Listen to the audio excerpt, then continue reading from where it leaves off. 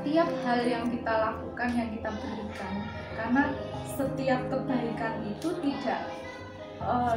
tidak selalu menjadi baik, tapi saya selalu meyakini Allah itu mboten sare, Allah itu salah. Dari setiap gerak apa, program apa untuk anak-anak, bismillah, semoga sisanya Allah selesaikan dengan baik. Kayak sekarang tanah wakaf itu seperti mimpi, tanahnya anak-anak semuanya ini, hartanya anak-anak semua itu seperti mimpi.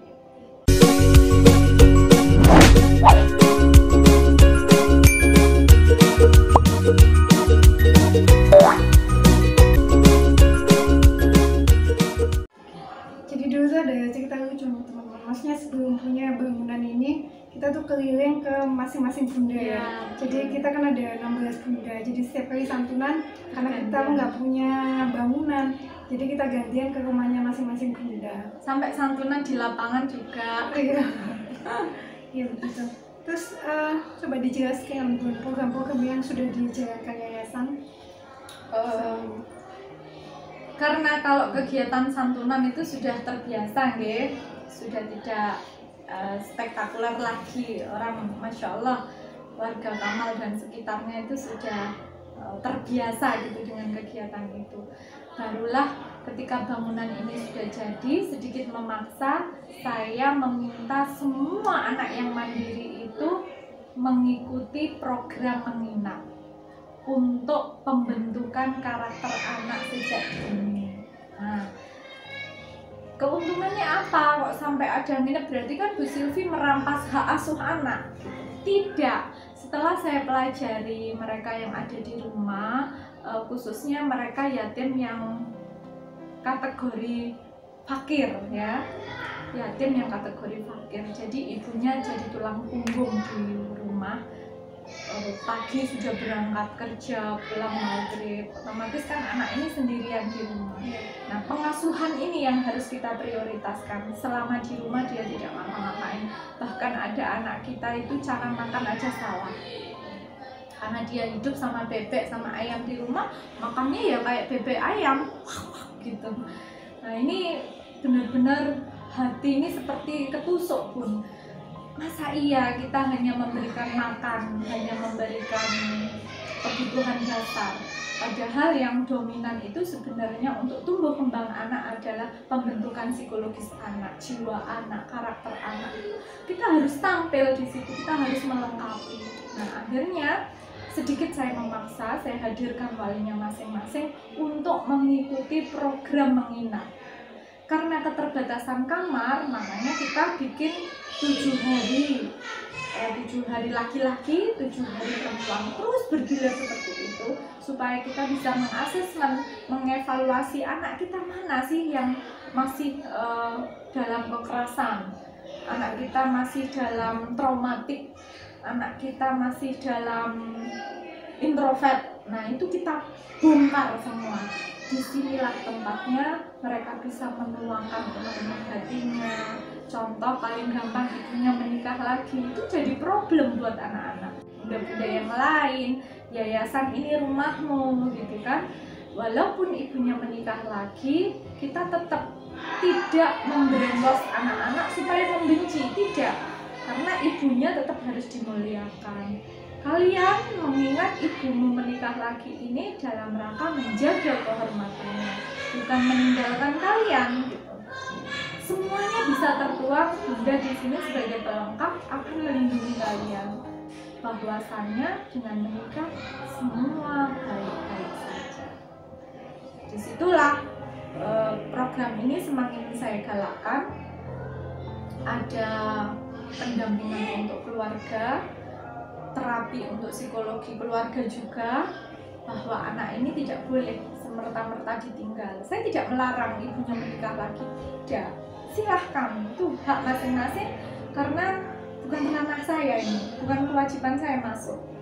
Kalau menyangkut kegelisahan anak, psikologis anak, saya harus ada di situ, karena sudah menjadi salah satu bagian jiwa dalam diri saya. Anak-anak sakit, hati saya juga merasa sakit. Bunda mungkin tahu sendiri, kalau sudah urusan anak tidak bisa terbantahkan. Malah saya siap ke keluarga saya bisa meninggalkan keluarga saya kalau perjuangan ini dihalang. Saya akan tinggalkan semuanya kalau perjuangan ini terhalang. Nah, ini urusannya bukan urusan ekstrim, tidak. Karena ini urusan hikmah. Saya sudah berhikmah di sini. Saya azamkan hidup saya tidak mencari apa-apa kecuali ridha Allah, dan tadi yang saya sampaikan, semoga kelak berjumpa dengan Rasulullah. Yatim itu kenapa dimuliakan? Saya baru nyadar, yatim tidak hanya butuh kebutuhan dasar, tapi juga butuh kasih sayang, butuh menemani saat dia sepi, butuh mendengarkan curhatan dia. Jadi ada sesi curhat di sini. Kadang saya kumpulkan, anak-anak cerita bagaimana kamu keseharian di rumah. Jadi saya tahu ibunya di rumah bagaimana, ya jadi anak-anaknya. Nah, disitulah muncul rasa manjanya keluar, rasa terbukanya sudah mulai terbentuk, bahwasannya kalau sesuatu yang tidak nyaman dia akan cerita, bundanya cari solusi. Itu program yang harus kita terus galakkan. Kenapa? Pada akhirnya anak-anak ini setelah kita memberikan pendidikan sampai perguruan tinggi, mereka akan kembali ke keluarganya masing-masing. Tidak harus mengabdi di sini, tidak harus mencari dan menafkahi bundanya, tidak. Dia punya kewajiban memuliakan ibunya. Program berikutnya setelah ini kan yang tersentuh program menginap anak-anak mandiri ya. Bagaimana dengan anak kita yang balita? Yayasan Mendirikan Sekolah Pendidikan TK dan PAUD. Jadi ada anak kami TK PAUD ini isinya yatim, fakir miskin. Orang-orang luar juga, harapannya orang luar juga berbondong-bondong sekolah di sini. Program berikutnya anak-anak kita yang di pesantren. Jadi ketika program nginap ini maksimal di sini harus kelas 6 SD, tidak boleh lebih dari itu. Kenapa? Untuk menghindari bullying dan senioritas.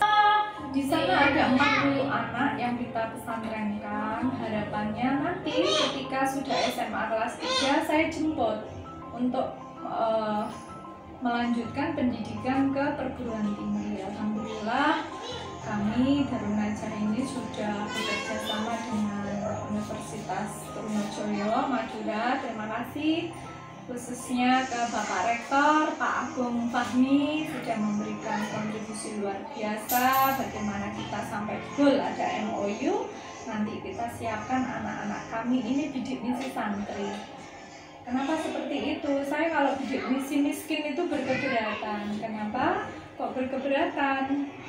Kami di sini memberikan hak yang sama, selalu menggaungkan bahwasannya kalian itu sama dengan mereka yang di luar sana. Cuma bedanya hanya kalian ditakdir Allah tidak punya orang tua. Sisanya sama, punya kesempatan sama menjemput impian masing-masing. Punya kesempatan sama mengambil bulan-bulan itu untuk masa depannya. Untuk itu tugas kalian tidak usah memikirkan biaya, tapi pikirkan bagaimana cara menjemput bola itu kalian bisa sukses. Pas dari yayasan, para yatim ini sudah tidak merepotkan orang lain. Itu saja. Nah, program-program ini yang terus kita kawal. Insya Allah mohon doa untuk semuanya, para donatur di rumah, teman-teman semua. Tahun depan Darun Najah memuliakan generasi pertama untuk kuliah sesuai dengan bidangnya, sesuai dengan keinginannya mau kemana. Sambung doa dan dukungan. Okay?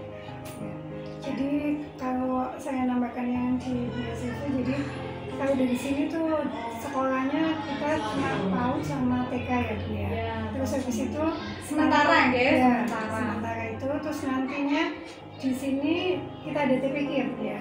TPQ ya, saya lupa. Alhamdulillah TPQ ini Taman Pendidikan Quran ini, jadi anak-anak menginap itu juga kita gembleng langsung urusan bacaan Al-Qur'annya, urusan ibadahnya nanti menyangkut dengan fikih ya, karena di TPQ itu ada fikih juga, ada akidah, akhlak, bahasa Arab, ada pembelajaran cara membaca kitab, semuanya ada di situ. Ada 5 ustadz maupun ustadzah yang lulusan dari Sidogiri, ada dari Wali Songo Bondowoso, ada yang dari Sampang, ada yang dari Sumeneb, ada yang juga dari Bangkalan, Nurul Khalil ada, jadi ada hafalan Quran. Jadi untuk putra-putrinya donatur atau mungkin teman-teman semua di rumah, daripada anaknya di rumah tidak berkegiatan, hantarkan ke yayasan, dengan daftarkan ke sini, kita makmurkan dengan semua berkegiatan ibadah dan Al-Quran. Kami dengan senang hati menerima. Terus untuk biaya gimana? Gratis. Kalau jenengan mau bersedekah aja ke yayasan. Jadi TPQ kita tidak pungut biaya. Ya, jadi untuk pendidikan di sini berkelanjutan ya. Nanti kalau misalnya untuk MTS dan SMA kita kerjasama dengan pondok ya. Dengan pesantren Nura. Iya, terus habis itu uang sakunya dari yayasan, biayanya gratis. Ya. Uang sakunya dari yayasan, karena ini juga saya sampaikan terima kasih ke beliau yang luar biasa, Pak Kiai dan Bu Nyai. Pak Kiai sama Bu Nyai ini sudah memberikan cinta kasihnya luar biasa. Jadi anak kami ini di sana tidak dipungut biaya, makan dikasih gratis, tempat juga layak, pendidikan juga gratis, Masya Allah. Jadi kita hanya memikirkan uang saku dan kegiatan-kegiatan yang harus kita lengkapi, kita dukung gitu. Jadi beliau ini dari awal sudah memberikan perhatian khusus kepada para yatim, tinggal bagaimana tirakatnya ibunya di rumah, tirakat keluarganya untuk mengawal pendidikan ini sampai tuntas. Seperti itu. Terima kasih Nyai, Pak Kiai, mudah-mudahan dengan sehat, panjang umur, diberikan keistiqomahan untuk memberikan semuanya. Ada nggak next project yang mau di... Oh iya, ada. Next project untuk yayasan ini adalah pembangunan ekonomi.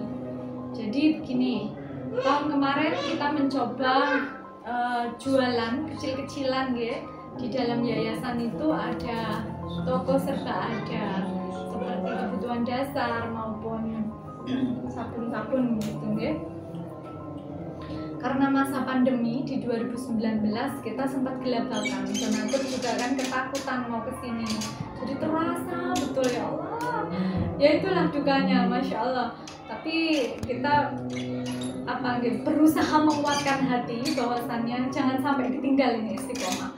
Jadi kita mencoba bikin toko yang notabene banyak wali santri yang kami paksa untuk belanja di situ. Dan alhamdulillah dari nol modal sekarang itu yatim punya toko yang asetnya 75 juta, Masya Allah.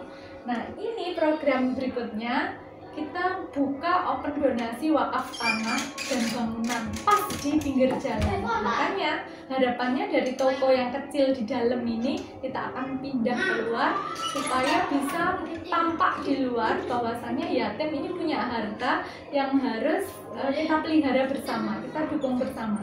Para donatur, teman-teman, tetangga, semua yayasan, khususnya warga Kamal seluruhnya, saya mohon bagi rezekinya untuk berbelanja nanti di toko kami. Yang perlu panjenengan ketahui, hasilnya semuanya untuk anak-anak, semuanya untuk pendidikan anak-anak.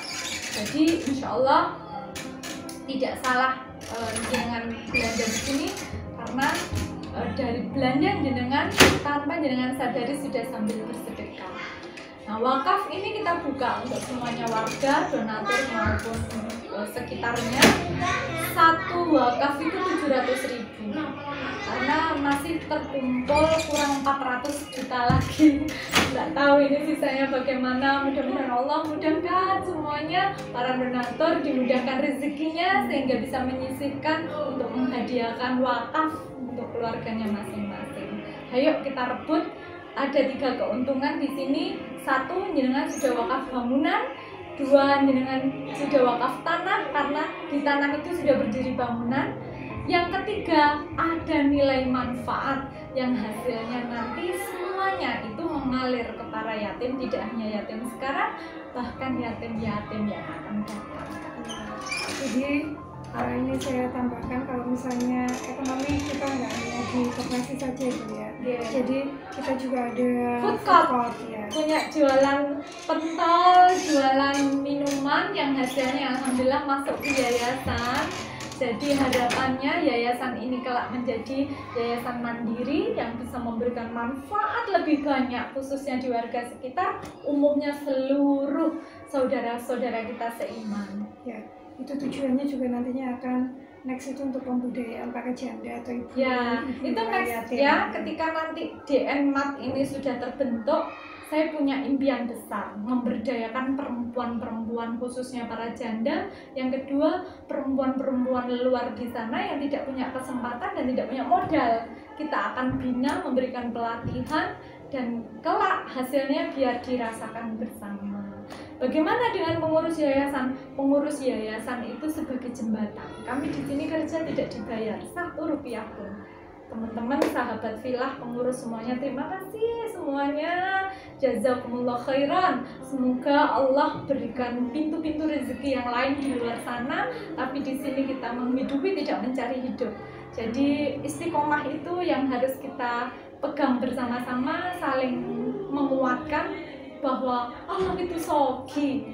Biarkan nanti keran-keran rezeki kita di luar yang dibuka, dan di sini kita mengabdi saja. Seperti itu. Terus juga memang di sini memang kita menjaga untuk transparansi dan amanah dari donatur ya. Jadi semua laporan keuangannya kita semua siapkan dan biasanya kita transparan. Jadi kita catat semua pengeluarannya supaya kita jaga untuk laporan keuangannya gitu ya. Iya, benar. Ada harapan yang mau disampaikan? Kalau harapannya jangan pernah berhenti untuk berjuang. Apapun itu, tidak hanya untuk diri saya, tapi sahabat-sahabat yang lain, para pengurus, bunda-bunda asuh yang lain. Kekompakan, ketulusan hati itu jangan sampai lepas, harus terus dijaga. Kemudian ayo terus bersinergi memberikan hal yang lebih manfaat dan lebih manfaat lagi untuk semuanya. Masih banyak di luar sana saudara-saudara kita yang lain tidak beruntung. Fakir miskin itu masih belum terjamah banyak, Bunda. Jadi saya pengen Darun Najah ini tidak hanya untuk anak yatim, tapi juga fakir miskin, para disabilitas. Kita belum menyentuh sana lebih dalam lagi. Kalau kita turun ke bawah, ya Allah, kayaknya sudah tidak bisa kita nelen makan enak, itu sudah tidak bisa. Mereka benar-benar makhluk Allah yang serba kekurangan. Dan kita di sini nih bersyukur loh. Para pejuang sehat di luar sana luar biasa, pengen sehat, kita dijaga sama Allah, masih diberi sehat panjang umur. Ayo, ngomong masih panjang umur, berikan yang terbaik, lakukan yang terbaik. Urusan hasil biarkan Allah itu. Jangan mengharap apa-apa, lillah saja. Insya Allah tidak ada kecewa dalam hati. Kalau saya tetap tidak akan berhenti mengajak panjenengan semua para donatur, jangan pernah bosan-bosan. Kalau Bu Silvi ngecat, mengajak untuk ngopeni anak-anak, untuk terus berdampingan sama anak-anak, untuk mensupport anak-anak, baik itu secara materi maupun secara non materi. Kalau saya pribadi tidak bisa berjuang sendirian tanpa panjenengan semua. Tapi kalau kita bergandeng tangan, seberat apapun pasti akan terasa ringan. Untuk donasi kami tidak pernah membatasi. Terserah panjenengan mau ngasih makanan, monggo, kami dengan senang hati memberikan. Tidak harus sekian ribu, 1000 pun ada loh istiqomah donatur kami. Abang-abang Cireng itu kesini bawa uang ribuan kesini, hanya 6.000 memberikan. Kami tidak pernah membedakan si A, si B, si C, karena bagi Allah yang tahu siapa yang ikhlas itu yang kelak akan menolong kembali sedekah yang diberikan. Jadi manfaat bersedekah itu tidak hanya diberikan saat ini, tapi ketika kita di alam kubur sudah diberikan, ketika nanti di alam yang lain kita juga diberikan. Yang paling keren lagi, kita tidak menunggu di hari penghisapan. Di alam kubur pun sedekah itu akan menjadi payung untuk kita semuanya. Untuk teman-teman semuanya, baik itu para donatur maupun teman-teman seperjuangan, yang harus digarisbawahi itu kami berbincang-bincang ini tidak ada niatan apapun untuk mencuri perhatian gitu, nggih. Tapi saya niatkan sebagai salah satu kelembagaan di Kamal ini khususnya, kami berharap dari cerita, dari apa yang kami sampaikan menjadikan motivasi untuk semuanya bahwa berbuat baik itu tidak harus menunggu lebih besar, tapi berbuat baik itu dimulailah dari hal yang paling kecil. Bagaimana caranya? Banyak sekali, dan itu tidak harus menunggu kita ada, menunggu kita sempat, apalagi menunggu kita punya gitu kan. Lakukan saja dari hal yang paling kecil, di sekitar lingkungan kita yang paling kecil, bisa tetangga kita yang kurang beruntung. Jenengan punya satu kue, berikan saja. Ini kita membiasakan mengajak untuk ringan melakukan sesuatu tanpa memikir panjang. Ringan di tahapan memberikan sesuatu tanpa harus mengingat-ingat. Biarkan saja mengalir. Kalau sudah ringan, maka Allah akan tuntun, akan selesaikan sendiri sisa-sisanya. Jika kita masih bisa memberikan dan memudahkan orang lain, maka yakini saja Allah akan memudahkan urusan kita. Terima kasih. Gitu saja Bunda Ida. Mungkin ada pertanyaan lagi? Enggak, terima kasih Bunda Silvi ya. Sama-sama. Semua penjelasannya, jadi kita lebih banyak tahu tentang Yayasan Darun Najah. Untuk teman-teman semua juga semoga bincang-bincang ini memberikan banyak manfaat. Terus juga kalau ada kelebihan rezeki bisa nanti mungkin ada di kolom deskripsi ya untuk nomor rekening yayasan, jadi itu langsung masuk ke rekening yayasan ya. Terima kasih, kurang lebihnya saya mohon maaf. Wassalamualaikum warahmatullahi wabarakatuh. Waalaikumsalam warahmatullahi wabarakatuh. Terima kasih Bu Ida. Lupa like, komen, and share karena satu itu gratis. Jangan lupa bahagia dan selalu bersyukur.